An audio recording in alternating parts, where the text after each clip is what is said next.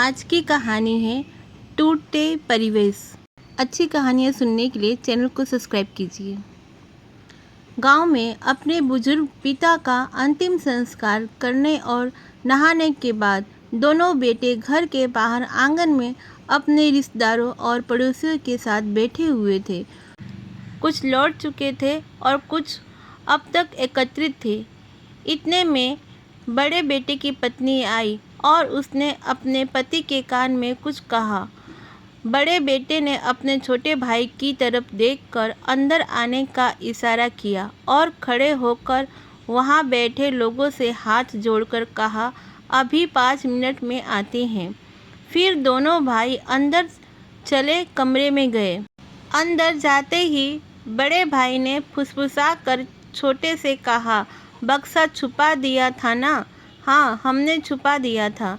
चलिए अब चारों मिलकर जल्दी से देख लेते हैं, नहीं तो कोई आसपास का हक जताने आ जाएगा और कहेगा कि तुम्हारे पीछे हमने तुम्हारे बाबूजी पर इतना खर्च किया, वगैरह वगैरह। क्यों देवर जी? बड़ी बहू ने हंसते हुए कहा। हाँ, सही कहा भाभी आपने, छोटे ने भी सहमति में गर्दन हिलाते हुए कहा। तब तक छोटी बहू तेजी से बाबूजी के कमरे में जाकर बक्सा निकाल लाई। मैं दरवाज़ा बंद कर देती हूँ, बड़ी बहू तेजी दिखाते हुए बोली।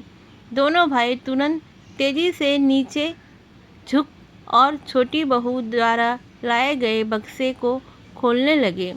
अरे पहले चाबी तो पकड़ो, वो ऐसे थोड़ी ना खुलेगा। मैंने आते ही ताला लगाकर चाबी छुपा ली थी। बड़ी बहू ने अपने पल्लू में एक छोर पर बंधी हुई चाबी निकाली और अपने पिता को पकड़ा दी। बड़े भाई ने जैसे ही बक्सा खोला तो वहां मौजूद चारों ने बक्से में झांकते हुए उसमें छुपी दौलत गहने देखने की उत्सुकता दिखाई।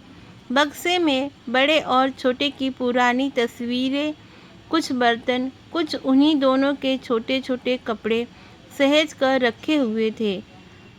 चारों को विश्वास नहीं हो रहा था कि कोई ये सब भी भला सहेज कर रखता है। उन्हें उम्मीद थी बाबूजी यहाँ गांव में उनकी स्वर्गीय माँ के गहने, रुपए इत्यादि संभाल कर रखे हुए हैं, लेकिन जहाँ तो चारों के चेहरे निराशा से भरे हुए थे कि तभी बड़े भाई ने कहा, मुझे तो पूरा विश्वास था कि बाबूजी ने कभी अपनी दवाइयों तक के रुपए नहीं लिए, तो उनकी बचत के रुपए और माँ के गहने इसी बक्से में रखे होंगे। लेकिन इसमें तो तभी छोटे भाई की नज़र बक्से के कोने में कपड़ों के बीच एक कपड़े की थैली पर गई। उसने तुरंत आगे बढ़कर उस थैली को बाहर निकाला। ये देखकर सबकी नज़र में अचानक चमक आ गई। सभी ने लालची नज़रों से उस थैली को टटोला। उसमें कुछ रुपए थे और साथ में एक कागज़ जिस पर कुछ लिखा हुआ था। छोटे भाई ने रुपए गिने तो लगभग 20,000 रुपये थे। बक्स और कुछ नहीं है। अरे इस कागज़ को पढ़ो, ज़रूर किसी बैंक अकाउंट या लॉकर का विवरण होगा, बड़ी बहू ने कहा। तो बड़े भाई ने तुरंत छोटे के हाथ से उस कागज़ को छीन कर पढ़ा, जिस पर लिखा हुआ था, क्या ढूंढ रहे हो?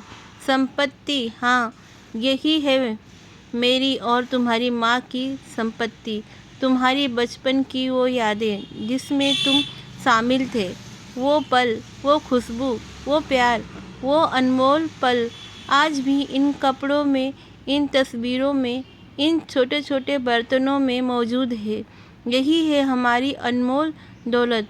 तुम तो हमें यहाँ अकेले छोड़कर चले गए अपना भविष्य के लिए, मगर हम यहाँ तुम्हारी यादों के सहारे ही रहते थे। तुम्हारी माँ तुम्हें देखने को तरस गई और शायद मैं भी अब तक तुमसे कोई पैसा नहीं लिया, अपनी पेंशन से ही सारा घर चलाया, मगर तुम लोगों को हमेशा इस बक्से में अनमोल दौलत है जानबूझकर सुनाता रहा। मगर बच्चों, ध्यान देना, अपने बच्चों को कभी अपने से दूर मत करना, वरना जैसा तुमने अपने भविष्य का हवाला देकर खुद को हमसे दूर किया, वैसे ही बच्चों, दुनिया का सबसे बड़ा दुख जानते हो क्या होता है? अपनों के होते हुए भी किसी अपने का पास नहीं होना। जीवन में उस समय कोई दौलत, गहना, संपत्ति काम नहीं आते। बच्चों, मैं मरने के बाद भी तुम पे ये बोझ नहीं बनना चाहता, इसीलिए ये पैसे मेरे अंतिम संस्कार का खर्च है।